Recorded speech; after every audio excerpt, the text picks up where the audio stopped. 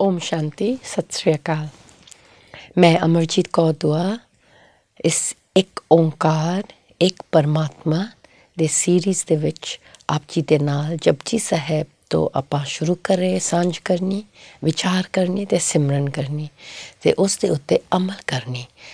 ਅਸੀਂ ਸਿਰਫ ਉੱਤੋਂ ਤੋਂ ਵਿਚਾਰ ਨਹੀਂ ਕਰ ਰਹੇ ਹਾਂ, ਬਲਕਿ ਉਸ ਦੀ ਇੱਕ ਇੱਕ ਸ਼ਬਦ ਨੂੰ ਲੈ ਕੇ ਉਸ ਗਹਿਰਾਈ ਵਿੱਚ ਜਾ ਰਹੇ ਹਾਂ ਤੇ ਇਸ ਨੂੰ ਸਮਝ ਰਹੇ ਹਾਂ ਕਿ ਗੁਰੂਆਂ ਨੇ ਜਾਂ ਰੱਬੀ ਆਦਮੀਆਂ ਨੇ ਤੇ ਰੱਬੀ ਲੋਕ ਨੇ ਤੇ ਪਰਮਾਤਮਾ ਸਾਡੇ ਵਾਸਤੇ ਕੀ ਕਹਿ ਰਹੇ ਨੇ, ਤਾਂ ਕਿ ਅਸੀਂ ਆਪਣਾ ਆਤਮਿਕ ਰੂਹਾਨੀ ਸਫ਼ਰ ਜਿਹੜਾ ਹੈ ਸਫਲ ਕਰੀਏ, ਸਫਲਤਾ ਵਿੱਚ ਲਿਆਈਏ।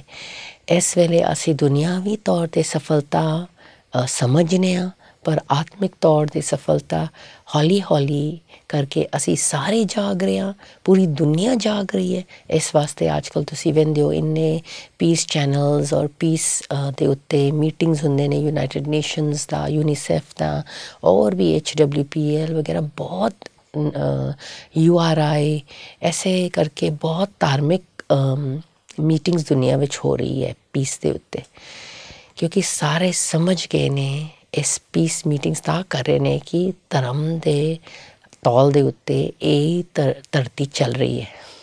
ਜਿਹੜੀ ਅਸੀਂ ਗੱਲ ਕੀਤੀ ਹੈ ਗੁਰਜਪਜੀ ਸਾਹਿਬ ਵਿੱਚ, ਮਤਲਬ ਧਰਮ ਜਿਹੜੀ ਰੱਬੀ ਗਿਆਨ ਜਿਹੜੀ ਹੈ ਉਹ ਫਾਊਂਡੇਸ਼ਨ ਹੈ, ਉਹ ਮੂਲ ਹੈਗਾ ਸਾਡੀ ਜ਼ਿੰਦਗੀ ਨੂੰ ਚਲਾਉਣ ਵਾਸਤੇ। ਅਸੀਂ ਇਸ ਨੂੰ ਪਹਿਚਾਣੀਏ, ਜਾਗੀਏ, ਰਲ ਕੇ ਅਸੀਂ ਮਿਲ ਰਹੇ ਹਾਂ ਇਸ ਨੂੰ ਸਮਝਣ ਵਾਸਤੇ। ਅਤੇ ਅਸੀਂ 20 ਪੌੜੀ ਕਰ ਚੁੱਕੇ ਹਾਂ ਸਟੈਂਜ਼ਾਸ ਜਪਜੀ ਸਾਹਿਬ ਦੇ। ਇੱਕ ਓਂਕਾਰ ਤੋਂ ਸ਼ੁਰੂ ਕੀਤਾ ਹੈ, ਹੌਲੀ ਹੌਲੀ ਇੱਕ ਇੱਕ ਸ਼ਬਦ ਮੂਲ ਮੰਤਰ ਦਾ ਜੋ ਮੇਨ ਹੈ, ਕਰੀਮ ਹੈ ਇਸ ਗੁਰਬਾਣੀ ਦਾ, ਉਸ ਨੂੰ ਸਾਰੇ ਜ਼ਰੂਰ ਸੁਣਿਆ ਜੇ। ਉਸ ਨੂੰ ਸੁਣਨ ਤੋਂ ਬਿਨਾਂ ਤੁਹਾਨੂੰ ਇੱਕ ਇੱਕ ਪੌੜੀ ਦੀ ਗਹਿਰਾਈ ਵਿੱਚ ਸਮਝ ਨਹੀਂ ਆਏਗੀ। ਇੱਕ ਓਂਕਾਰ ਤੋਂ ਲੈ ਕੇ ਗੁਰਪ੍ਰਸਾਦ ਅਤੇ ਜਪ ਬਾਣੀ ਦਾ ਟਾਈਟਲ ਅਤੇ ਆਦਿ ਸੱਚ ਜੁਗਾਦ ਸੱਚ ਹੈ ਵੀ ਸੱਚ ਹੋਸੀ ਨਾਨਕ ਹੋਸੀ ਵੀ ਸੱਚ, ਇੱਥੇ ਤੱਕ ਸਲੋਕ ਆਉਂਦੀ ਹੈ। ਸੁਣਨਾ ਬਹੁਤ ਜ਼ਰੂਰੀ ਹੈ। ਬਲਕਿ ਮੈਂ ਕਹਿੰਦੀ ਹਾਂ ਫਿਰ ਪਹਿਲੀ ਪੌੜੀ ਵਿੱਚ ਗੁਰੂ ਨਾਨਕ ਦੇਵ ਜੀ ਨੇ ਜਿਹੜੀਆਂ ਗੱਲਾਂ ਕੀਤੀਆਂ ਨੇ ਅਤੇ ਉਸ ਦੇ 2 ਸਵਾਲ ਜਿਹੜੇ ਸਾਡੀ ਜ਼ਿੰਦਗੀ ਦਾ ਸਵਾਲ ਹੈ, ਸਾਨੂੰ ਜਾਗਰਿਤ ਕਰਨ ਵਾਸਤੇ, ਵੈਰਾਗ ਵਿੱਚ ਲਿਆਉਣ ਵਾਸਤੇ, ਕਿਵ ਸਚਿਆਰਾ ਹੋਈਏ ਕਿਵ ਕੂੜੈ ਟੁੱਟੇ ਬਾਲ। ਇਹ ਫਸਟ ਪੌੜੀ ਨੂੰ ਵੀ ਸਮਝਣਾ ਬਹੁਤ ਹੀ ਜ਼ਰੂਰੀ ਹੈ।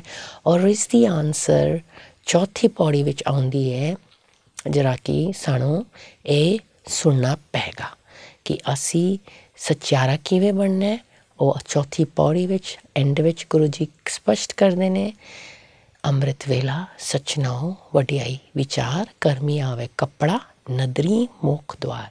ਉਹ ਇੱਥੇ ਆਨਸਰ ਦੇਣ ਤੋਂ ਪਹਿਲਾਂ 2 ਸਵਾਲ ਫਿਰ ਆਉਂਦੇ ਨੇ, ਫਿਰ ਕੀ ਅੱਗੇ ਰੱਖਿਆ ਜਿਤ ਤਿਸੇ ਦਰਬਾਰ, ਮੋਹ ਕੀ ਬੋਲਣ ਬੋਲੇ ਜਿਤ ਸੁਨ ਤਰੇ ਪਿਆਰ। ਕਿਸੇ ਦਰਬਾਰ ਦੀ ਗੱਲ ਕੀਤੀ ਗਈ ਅਤੇ ਉਸ ਦੀ ਦਰਬਾਰ ਵਿੱਚ ਆਉਣ ਦੀ ਗੱਲ ਅਤੇ ਦਿਖਣ ਦੀ ਗੱਲ ਹੈ। ਜੋ ਅਸੀਂ ਸਪਸ਼ਟ ਕਰਕੇ ਸਮਝਿਆ ਤਾਂ ਅਸੀਂ ਆਪਣੇ ਤੀਸਰਾ ਨੇਤਰ ਨੂੰ ਖੋਲ੍ਹਿਆ, ਆਪਣੇ ਮਨ ਦੇ ਵਿਜ਼ਨ ਨੂੰ ਸਮਝਿਆ ਕਿ ਕਿੰਨਾ ਜ਼ਰੂਰੀ ਹੈ ਉਸ ਪਰਮਾਤਮਾ ਨੂੰ ਵੇਖਣ ਦਾ ਆਪਣੇ ਮਨ ਦੇ ਵਿੱਚ। ਅਤੇ ਇਸ ਵੇਲੇ ਆਪਾਂ ਫਿਰ ਸ਼ੁਰੂ ਕਰਾਂਗੇ ਅਤੇ ਸ਼ੁਰੂ ਕਰਨ ਤੋਂ ਪਹਿਲਾਂ ਹਮੇਸ਼ਾ ਆਪਣੇ ਮਨ ਨੂੰ ਕਿ ਮੈਂ ਜੋਤੀ ਬਿੰਦੂ ਆਤਮਾ ਅਤੇ ਤੂੰ ਪਰਮਾਤਮਾ, ਤੂੰ ਵੀ ਜੋਤੀ ਬਿੰਦੂ, ਅਤੇ ਮਨ ਦੇ ਸਕਰੀਨ ਦੇ ਉੱਤੇ ਆਪਾਂ ਉਸ ਨੂੰ ਜ਼ਰੂਰ ਵੇਖਾਂਗੇ। ਅਤੇ ਇਸ ਧਿਆਨ ਦੇ ਵਿੱਚ ਅਸੀਂ ਅੱਗਾ ਟੁਰਾਂਗੇ। ਅਤੇ ਜਪਜੀ ਸਾਹਿਬ ਦੇ ਵਿਆਖਿਆ ਕਰਦੇ ਅਸੀਂ ਸੁਣੈ, ਮਣੈ ਅਤੇ ਪੰਚ, ਅਤੇ ਉਸ ਤੋਂ ਬਾਅਦ ਅਸੰਖ ਦੀਆਂ ਪੰਕਤੀਆਂ ਆਉਂਦੇ ਨੇ ਕਿ ਕੀ ਹੋ ਰਿਹਾ ਦੁਨੀਆ ਵਿੱਚ। ਅਤੇ ਫਿਰ ਮੁੱਤ ਪਲੀਤੀ ਕੱਪੜ ਹੋਏ ਦੇ ਸਾਬੁਨ ਲਈਏ ਉਹ ਧੋਏ, ਭਰੀਏ ਮਤ ਪਾਪਾ ਕੇ ਸੰਗ ਉਹ ਧੋਪੇ ਨਾਵੇ ਕੇ ਰੰਗ। ਇਸ ਨੂੰ ਅਸੀਂ ਸਮਝਿਆ ਅਤੇ ਆਪੇ ਬੀਜ ਆਪੇ ਹੀ ਖਾਓ, ਨਾਨਕ ਹੁਕਮੀ ਆਓ ਜਾਓ। ਅਸੀਂ ਇਸ ਦੇ ਉੱਤੇ ਬਹੁਤ ਗਹਿਰਾਈ ਵਿੱਚ ਕਰਮ ਨੂੰ ਸਮਝਿਆ ਅਤੇ ਆਪਣਾ ਸਾਈਕਲ ਆਫ ਟਾਈਮ ਨੂੰ ਸਮਝਿਆ। ਅਸੀਂ ਆਏ ਕਿੱਥੇ, ਕਿੱਥੋਂ ਆਉਂਦੇ ਆ, ਕਿੱਥੇ ਜਾਣਾ। ਗੁਰੂ ਜੀ ਕੀ ਗੱਲ ਕਰਦੇ ਪਏ ਨੇ, ਆਵੋ ਜਾਵੋ ਦੀ ਗੱਲ ਕਰਦੇ ਪਏ ਨੇ, ਉਹ ਕਿਉਂ ਕਰ ਰਹੇ ਨੇ, ਉਸ ਨੂੰ ਅਸੀਂ ਬਹੁਤ ਹੀ ਗਹਿਰਾਈ ਵਿੱਚ ਸਮਝਿਆ। ਅਤੇ ਅੱਗਾ ਚੱਲੀਏ ਹੁਣ 21 ਪੌੜੀ, ਅਤੇ ਰਲ ਮਿਲ ਕੇ ਸਿਮਰਨ ਦੇ ਵਿੱਚ ਰਹਿ ਕੇ ਆਪਾਂ ਇਹ ਪੌੜੀ ਨੂੰ ਇੱਕ ਵਾਰੀ ਪੜ੍ਹਨੇ ਆ, ਫਿਰ 2-2 3-3 ਲਾਈਨਸ ਕਰਕੇ ਆਪਾਂ ਇਸ ਨੂੰ ਸਮਝਾਂਗੇ। ਤੀਰਥ ਤਪ दया दत्त दान, जेको पावै तिल का मान, सुनिया मणिया मन कीता पाओ, अंतरगत तीरथ मल नाओ। ਇੱਥੇ ਤੱਕ ਆਪਾਂ ਪਹਿਲਾਂ ਸਮਝੀਏ, ਫਿਰ ਇਹ ਪੌੜੀ ਵੀ ਹੌਲੀ ਹੌਲੀ ਕੰਪਲੀਟ ਕਰਾਂਗੇ। ਇਸ ਦੀ ਇੰਗਲਿਸ਼ ਮੀਨਿੰਗ ਨੂੰ ਆਪਾਂ ਰਲ ਕੇ ਪੜ੍ਹੀਏ। The good deeds that one does, such as pilgrimages, penance, compassion and donation, in his eyes brings but only an iota, a grain of recognition। ਮਤਲਬ ਕਿ ਤੀਰਥ, ਤਪ, ਦਇਆ, ਦਤਦਾਨ ਜੋ ਅਸੀਂ ਕਰ ਰਹੇ ਹਾਂ, ਉਹ ਤਿਲ ਵਾਂਗੂ ਫਾਇਦਾ ਹੈ ਉਸਦੀ ਘਰ ਵਿੱਚ। ਇਹ ਆਪਾਂ ਫਿਰ ਗੌਰ ਕਰਾਂਗੇ। On the other hand, those that have connected to your name, those that have obeyed and brought true love into their hearts and mind, have truly bathed the holy waters within, have succeeded and washed away all dirt of any kind। Guru ji ਇੱਥੇ compare ਕਰ ਰਹੇ ਨੇ ਕਿ ਜਿਹੜੇ ਤੀਰਥ ਕਰਦੇ ਨੇ, ਮਤਲਬ ਯਾਤਰਾ 'ਤੇ ਚੱਲਦੇ ਨੇ, ਉੱਥੇ ਇਸ ਮੰਦਰ ਉਸ ਮੰਦਰ ਅਤੇ ਨਦੀਆਂ ਵਿੱਚ ਡੁਬਕੀ ਪਾਉਂਦੇ ਨੇ, ਅਤੇ ਗੰਗਾ ਵਿੱਚ ਜਾਂ ਹਰਿਮੰਦਰ ਸਾਹਿਬ ਜਾਂਦੇ ਨੇ, ਹੇਮਕੁੰਡ ਸਾਹਿਬ ਜਾਂਦੇ ਨੇ, ਮਤਲਬ ਤੀਰਥ ਕਰਦੇ ਹਾਂ, ਤਪ ਕਰਨੇ ਹਾਂ, ਦਇਆ ਅਤੇ ਦਾਨ ਕਰਨੇ ਹਾਂ, ਮਤਲਬ ਚੰਗੇ ਇਨਸਾਨ ਦੀ ਗੱਲ ਹੋ ਰਹੀ ਹੈ ਇੱਥੇ। ਮਤਲਬ ਦੁਨਿਆਵੀ ਤੌਰ 'ਤੇ ਇਹ ਬੜੀ ਚੰਗੀਆਂ ਗੱਲਾਂ ਨੇ ਜਿਹੜਾ ਲੋਕ ਕਰਦੇ ਨੇ, ਪਰ ਗੁਰੂ ਜੀ ਇੱਥੇ ਕਹਿ ਰਹੇ ਨੇ ਇਹ ਜਿਹੜੀ ਚੰਗੀਆਂ ਗੱਲਾਂ ਅਸੀਂ ਸਮਝਦੇ ਹਾਂ, ਦਾਨ ਅਸੀਂ ਕਰਦੇ ਹਾਂ, ਅਸੀਂ ਸਮਝਦੇ ਅਸੀਂ ਬਹੁਤ ਅੱਛਾ ਗੱਲ ਕਰ ਰਹੇ ਹਾਂ, ਸਾਡੇ ਵਿੱਚ ਦਇਆ ਆਉਂਦੀ ਹੈ, ਕੰਪੈਸ਼ਨ ਆਉਂਦੀ ਹੈ, ਅਤੇ ਅਸੀਂ ਇਸ ਵਾਸਤੇ ਦਾਨ ਕਰਨੇ ਹਾਂ। ਅਤੇ ਗੁਰੂ ਜੀ ਇੱਥੇ ਕਹਿ ਰਹੇ ਨੇ ਇਹ ਜਿਹੜੇ ਅਸੀਂ ਸਮਝਦੇ ਚੰਗੀਆਂ ਗੱਲਾਂ ਨਾ, ਜੇ ਕੋ ਭਾਵ ਹੈ ਤਿਲ ਕਾ ਮਾਣ, ਜੇ ਅਸੀਂ ਇਸ ਨੂੰ ਸਮਝੀਏ, ਉਸ 'ਤੇ ਮਨ, ਉਸ ਦੇ ਦਰਗਾਹ ਦੇ ਵਿੱਚ, ਉਹਦੀ ਦਰਗਾਹ ਦੇ ਵਿੱਚ ਇਸ ਦੀ ਮਾਣ ਕਿੰਨੀ ਕੁ ਹੈ, ਤਿਲ ਵਾਂਗ। ਤਿਲ ਕਿੰਨੀ ਛੋਟੀ ਹੈ, ਛੋਟੀ ਜਿਹੀ। ਮਤਲਬ ਜੋ ਦੁਨਿਆਵੀ ਚੰਗਿਆਈਆਂ ਨੂੰ ਅਸੀਂ ਬੜਾ ਅੱਛਾ ਅਸੀਂ ਸਮਝਦੇ, ਅਸੀਂ ਕਰਮ ਕਰ ਰਹੇ ਹਾਂ ਕਿ ਅਸੀਂ ਤੀਰਥਾਂ 'ਤੇ ਜਾ ਰਹੇ ਹਾਂ, ਅਸੀਂ ਤਪ ਕਰ ਰਹੇ ਹਾਂ, ਉਹ ਨਹੀਂ ਖਾਣਾ, ਇਹ ਨਹੀਂ ਖਾਣਾ, ਜਾਂ ਅੱਜ ਮੌਨ ਵਰਤ ਵਿੱਚ ਰਹਿਣਾ ਹੈ, ਅਤੇ ਇਸ ਵਾਰ ਨੂੰ ਅਸੀਂ ਉਹ ਫਾਸਟ ਕਰਨਾ, ਇਹ ਫਾਸਟ ਕਰਨਾ, ਇਹ ਨਵਰਾਤਰੀ ਦੀ ਇਹ ਸੇਵਾ ਕਰਨੀ ਹੈ, ਜਾਂ ਉਹ ਮਤਲਬ ਅਸੀਂ ਬਹੁਤ ਰਸਮ ਰਿਵਾਜ਼ ਵਗੈਰਾ ਜੋ ਕਰਦੇ ਹਾਂ, ਉਹ ਦੁਨਿਆਵੀ ਤੌਰ 'ਤੇ ਅਤੇ ਦਇਆ ਅਸੀਂ ਕਰਨੇ ਹਾਂ, ਦਾਨ ਅਸੀਂ ਕਰਨੇ ਹਾਂ, ਇਹ ਸਾਰੀ ਚੀਜ਼ਾਂ ਬਹੁਤ ਅੱਛੀ ਹੈ। ਲੇਕਿਨ ਗੁਰੂ ਜੀ ਇੱਥੇ ਕਹਿੰਦੇ ਨੇ ਕਿ ਉਹਨਾਂ ਦੀ ਦਰਗਾਹ ਵਿੱਚ, ਰੱਬ ਦੀ ਦਰਗਾਹ ਵੀ ਵਿੱਚ ਸਿਰਫ ਤਿਲ ਵਾਂਗੂ ਫਾਇਦਾ ਹੈ।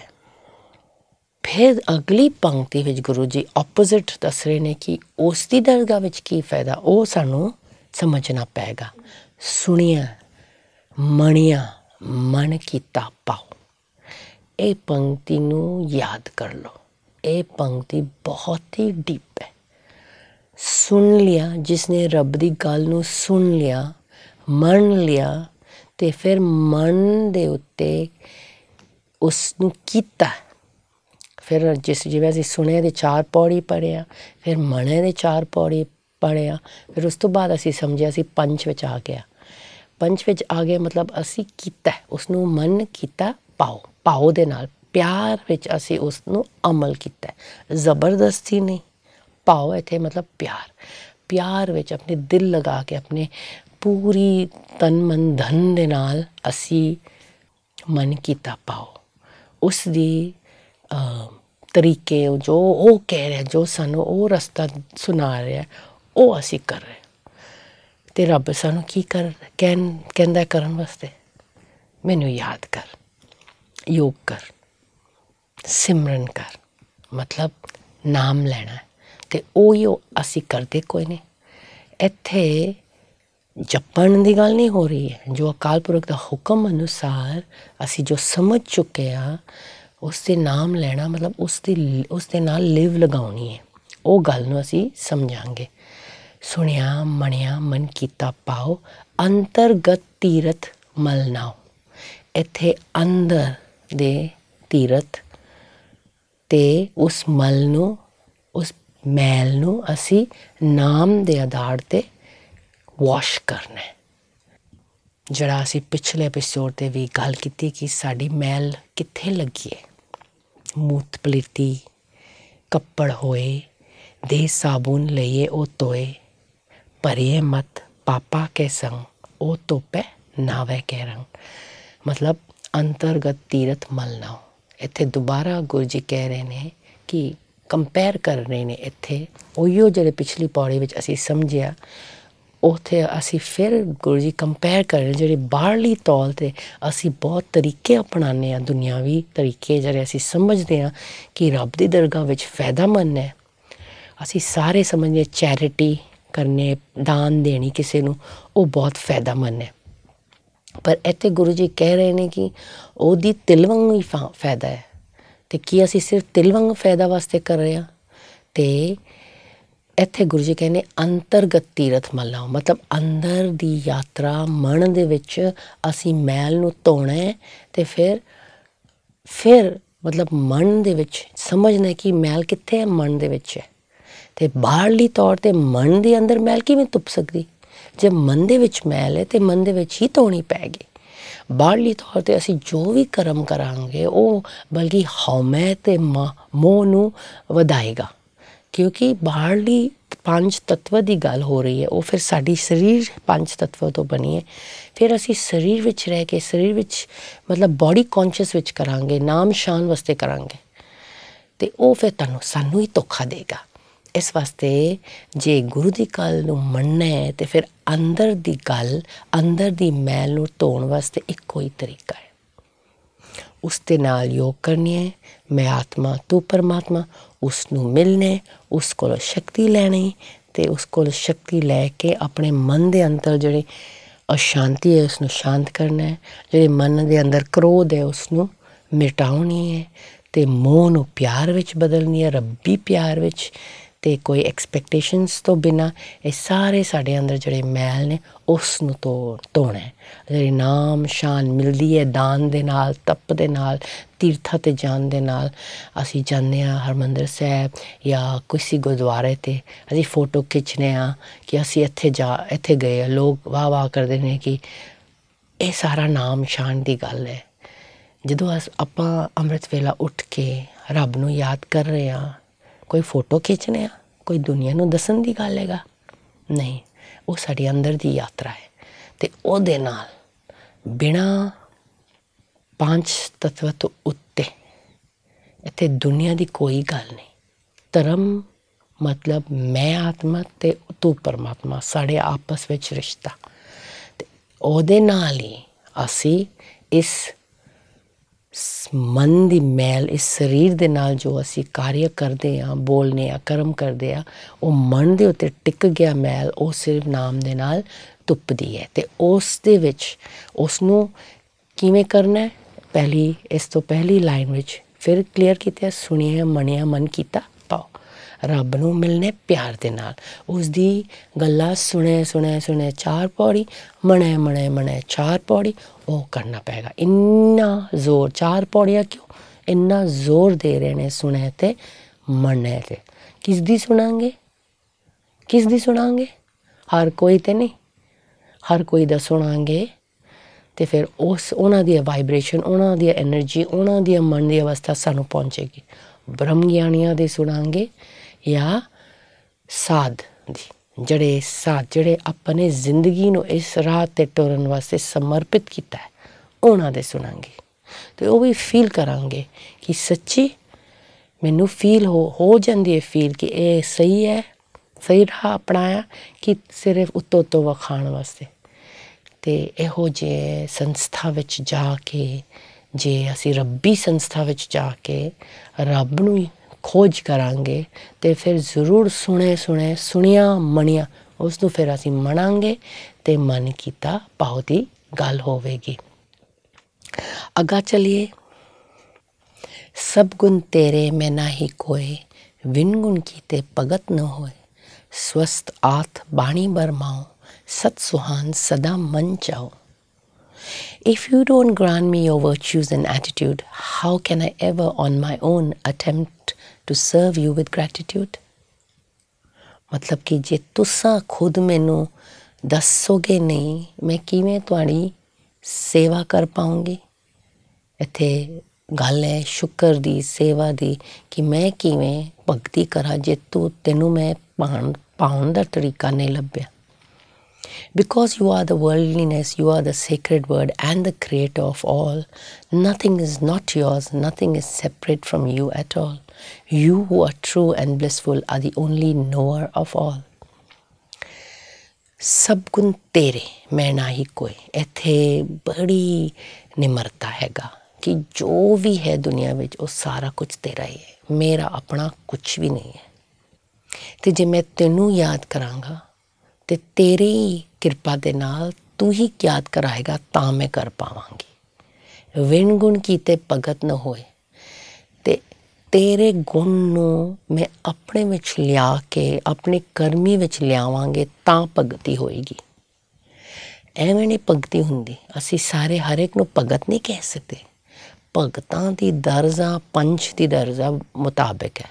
ਇੰਨੀ ਵੱਡੀ ਦਰਜਾ ਸੁਣੀਏ ਮੰਨੀਏ ਮਨ ਕੀਤਾ ਪਾਓ, ਉਹ ਫਿਰ ਕਿਧਰੇ ਜਾ ਕੇ ਭਗਤ ਕਹਿਲਾਉਂਦੇ ਨੇ। ਪਹਿਲਾਂ ਸੁਣਨ ਦੀ ਸ਼ਕਤੀ, ਮੰਨਣ ਦੀ ਸ਼ਕਤੀ। ਪਰ ਇੱਥੇ ਹਉਮੈ ਵਿੱਚ, ਮਤਲਬ ਹਉਮੈ ਤੋਂ ਦੂਰ ਨਿਮਰਤਾ ਦੇ ਵਿੱਚ, ਸਭ ਗੁਣ ਤੇਰੇ ਮੈਂ ਨਾ ਹੀ ਕੋਈ, ਮੇਰੇ ਵਿੱਚ ਕੋਈ ਅੱਛੇ ਗੁਣ ਨਹੀਂ।